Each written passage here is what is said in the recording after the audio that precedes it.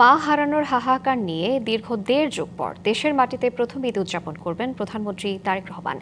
ঈদের নামাজ পড়ে মায়ের পা ছুঁয়ে সালাম করতে না পারার চাপা কষ্ট তাড়িয়ে বেড়াবে তাকে আমৃত্যু। হবে না আর ছোট ভাই আরাফাতের সাথে খুনসুটি। বোবা কান্নার সঙ্গী হয়ে পরিবারের সদস্যদের নিয়ে শেরেবাংলা নগরে বাবা রাষ্ট্রপতি শহীদ জিয়াউর রহমান ও মা সাবেক প্রধানমন্ত্রী বেগম খালেদা জিয়ার কবর জিয়ারত করবেন তারেক রহমান। দেশের মাটিতে সবার সাথে ঈদ উদযাপন করতে পেরে অভিভূত তারেক রহমান।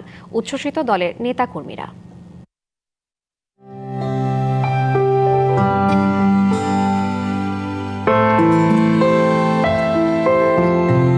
নির্বাসন একটি অমোচনীয় ফাটল, যা মানুষের মাঝে মর্মান্তিক ও বিভীষিকার কম্পন জাগায়। নিজ ভূমি থেকে সেই কষ্টের দীর্ঘ ১.৫ যুগের নির্বাসন শেষে দেশে ফেরার পর বিএনপি চেয়ারম্যান ও প্রধানমন্ত্রী তারেক রহমানের প্রথম ঈদ উদযাপন। ১৭ বছর তিনি লন্ডনে ঈদ উদযাপন করেছেন। ছাত্র জনতার গণ অভ্যুত্থানে ফ্যাসিস্ট সরকারের পতনের পর গত বছরের ২৫শে ডিসেম্বর পরিবার নিয়ে দেশে রাজস্বিক প্রত্যাবর্তন হয় তারেক রহমানের।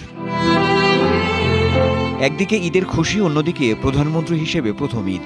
এত ত্যাগ তিতিক্ষার ফল অনেক বেশি মধুর হবে, এটাই স্বাভাবিক। ওনাকে ফিজিক্যালি থেকে মুখের ভাষায় যে কষ্ট দিয়েছে, যে লোকগুলো এখন দেশ ত্যাগ করেছে এবং দেশের মধ্যে থাকলেও গোপনভাবে লুকিয়ে আছে, এই লোকগুলো কিভাবে কষ্ট দিয়েছে আপনারা জানেন।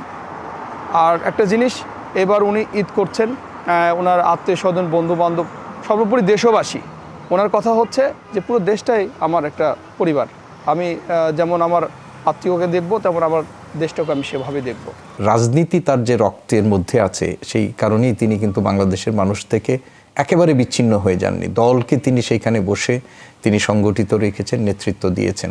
এই অবস্থায় যে ঈদটি আসছে, সেই ঈদটা তার জীবনে, এটা আমি মনে করি একটা নতুন বার্তা, নতুনভাবে একটা উদযাপনের সুযোগ তাকে তৈরি করে দেবে। গত বছর জানুয়ারিতে লন্ডনে দীর্ঘ ৭.৫ বছর পর মা ছেলের সাক্ষাৎ। মায়াময়ী এক আবেগঘন দৃশ্যের অবতারণা হয় সেই দেখায়। সবই আছে, তবু যেন কিছু নেই। দেশে থেকেও মা প্রয়াত সাবেক প্রধানমন্ত্রীকে ছাড়া ঈদ এ বড় ভারী শূন্যতা, যা নতুন প্রধানমন্ত্রীকে তাড়া করে বেড়াবে। নগদ নিয়ে এলো হার না মানা হার অফার। সর্বনিম্ন ১০,০০০ টাকা রেমিটেন্স নগদে পাঠালে থাকছে স্বর্ণের হার জেতার সুযোগ।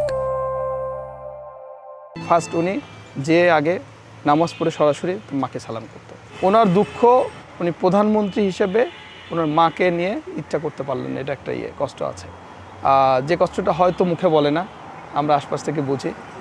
উনি প্রাইম মিনিস্টার হলো, এখন ওনার মা যদি দেখে যেতে পারতো, এটা একটা আছে ওনার, কিন্তু ওটার মুখে কখনোই বলেনি, আমরা বুঝি। তার মা প্রয়াত প্রধানমন্ত্রী বেগম খালেদা জিয়া, তার এই যে মৃত্যু এবং তার এই অনুপস্থিতি, এত আনন্দ, এত প্রাপ্তির মধ্যেও তার মধ্যে একটা শূন্যতার জায়গা, এটা তিনি অনুভব করবেন বলে আমি মনে করি।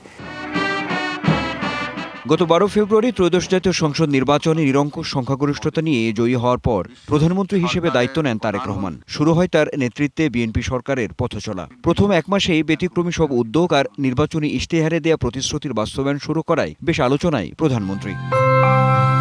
আনন্দ, উৎসব, বেদনা, বাস্তবতা, এই সব নিয়েই জীবন।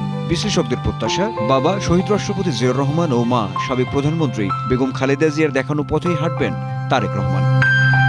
Anwar Hossain, DBC news, Dhaka.